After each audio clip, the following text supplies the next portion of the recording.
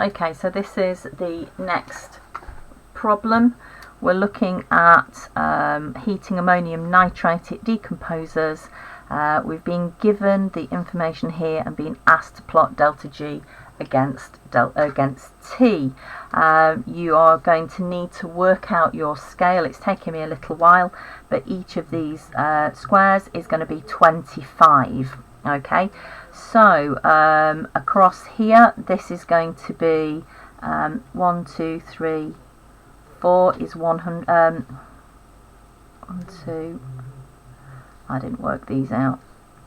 So 100, 200, 300, 400, 500, 600, 700, 800, 950. So these are all 100. So that's 100, 200, 300, 400, 500, 600, 700, 800, 900, and that's Kelvin.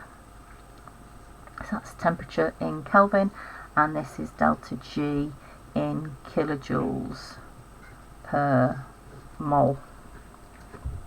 Okay, so we've got 300, temperature of 300, and we've got a delta G of minus 170. So there's 300, 150, 175. So it's just slightly below that. 500, we've got minus 259. There's 500. There's 259, it's just slightly above that. 700, and it's minus 348.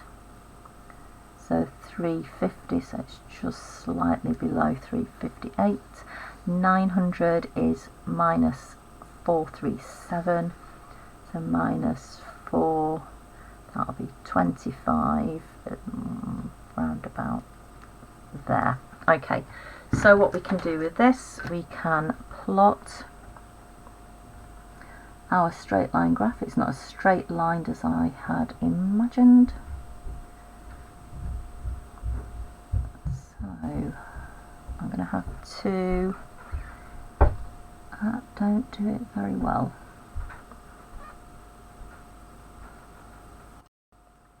Okay, so actually I can get a fairly reasonable straight line like this. I'm going to plot it in, do it in red actually.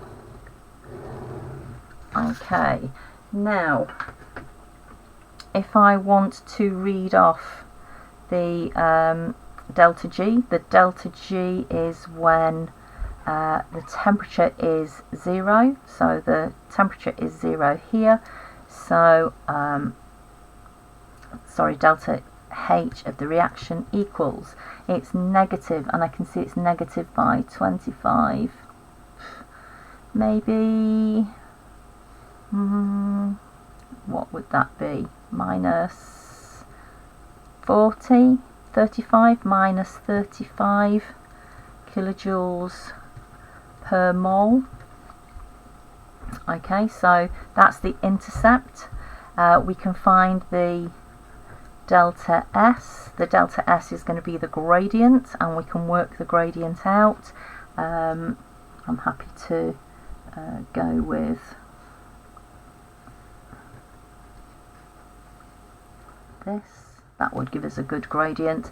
So we know that this value here is minus 170, so that's minus 170. We know that this value here is minus 348, so we can work that out. 348, 170. So that is 178, and we know that this is 700 take away 300, so that's 400 there. So delta S is 178 divided by 400.